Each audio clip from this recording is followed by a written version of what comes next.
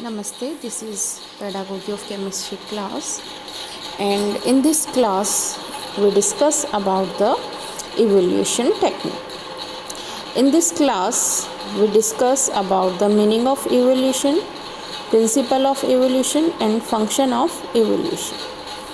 After that you learn about the different evolution techniques and meaning of evolution, why evolution is important in education.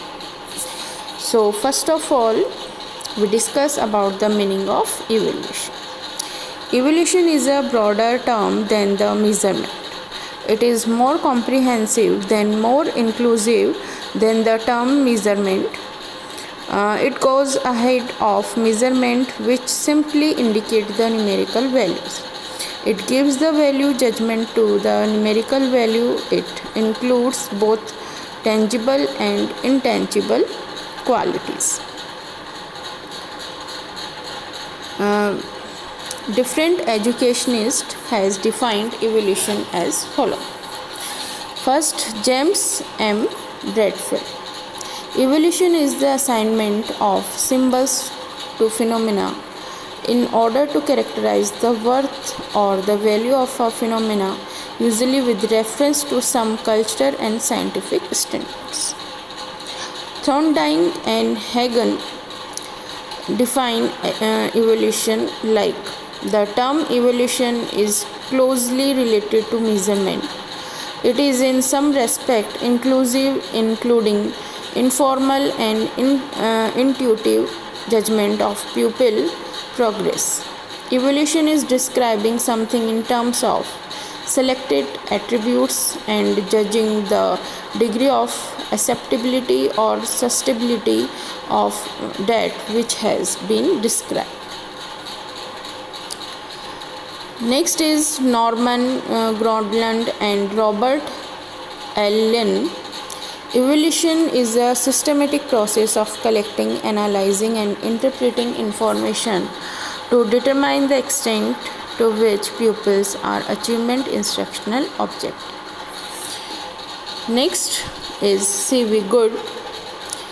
According to C.V. Good, the process of ascertaining or judging the value of or amount of something by use of a standard of appraisal includes judgment in terms of internal evidence and external criteria. From the above definitions, it can be said that evolution are much more comprehensive and inclusive term than the measurement and test.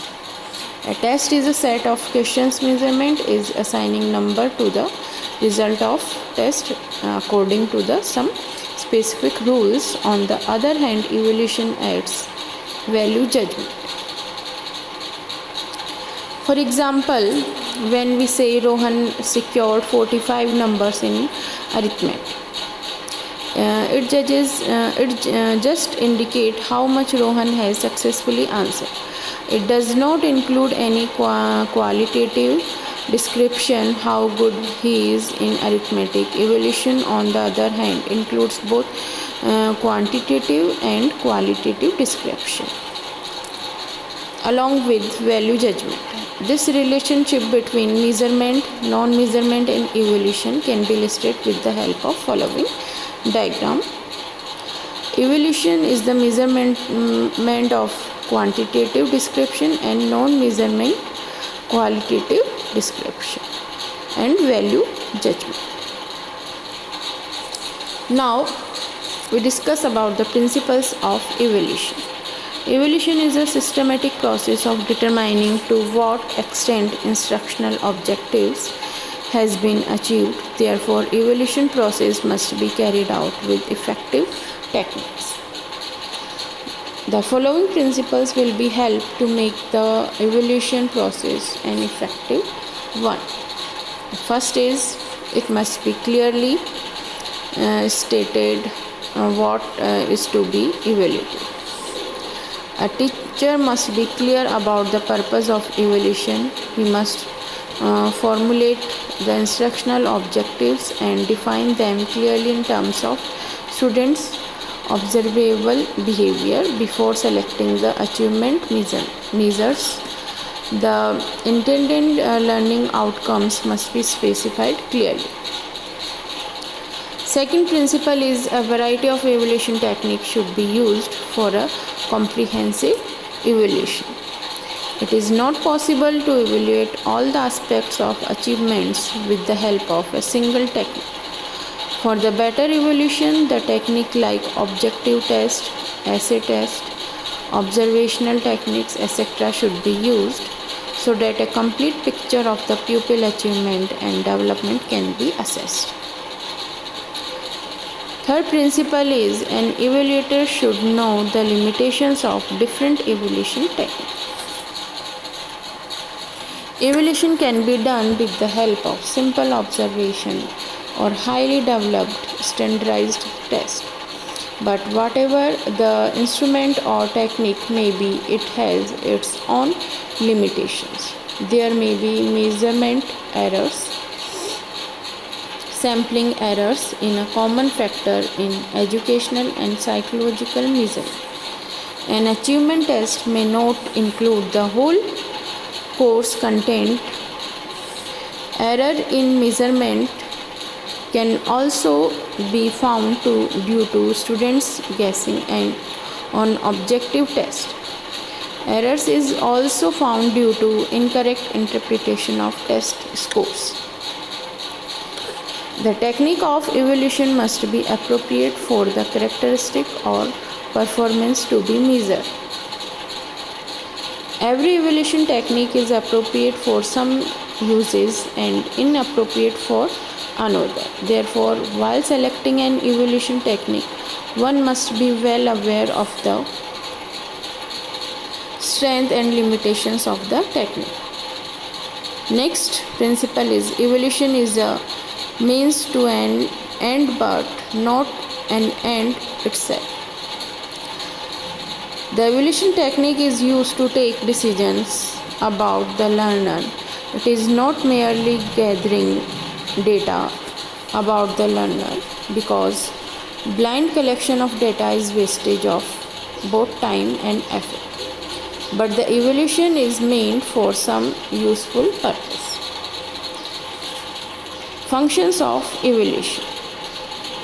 The main of teaching learning process is to enable the pupil to achieve intended learning outcomes. In this process, the learning objectives are fixed. Then after, the instructional learning process is periodically evaluated by test and other evaluation devices. The function of evaluation process can be summarized as follows. First is evaluation helps in preparing instructional objectives. Learning outcomes aspects from classroom decision can be fixed by using evaluation results. What type of knowledge and understanding the student should develop, what skill they should display, what interest and attitude they should develop, can only be possible when we shall identify the instructional objectives and state them clearly in terms of intended learning outcome. Only a good evaluation process helps us to fix up a set of perfect instructional objectives. Evaluation process helps in assessing the learner's need. And next is evaluation helps in providing feedback to the students. Evaluation helps in preparing programmed material. Evaluation helps in curriculum development. This is very important point. Curriculum development is an important aspect of the instructional process. Evaluation data enable the curriculum development to determine the effectiveness of new procedures. Identify areas where revision is needed. Evaluation also helps to determine the degree to what extent an exciting curriculum is effective. Thus, evaluation data are helpful in constructing the new curriculum and evaluating the existing curriculum. Next is evaluation helps in reporting pupils' progress to parents. Evaluation data are very much useful in guidance and counseling. Next, evaluation helps in effective school administration. And next function of evaluation is evaluation data are helpful in school research. In order to make the school programs more effective, researches are necessary. Evaluation data helps in research areas like comparative study of different curricula, effectiveness of different methods, effectiveness of different organizational plans, etc. So these are the functions and various types of evaluation process, and thank you so much. Hope you understand.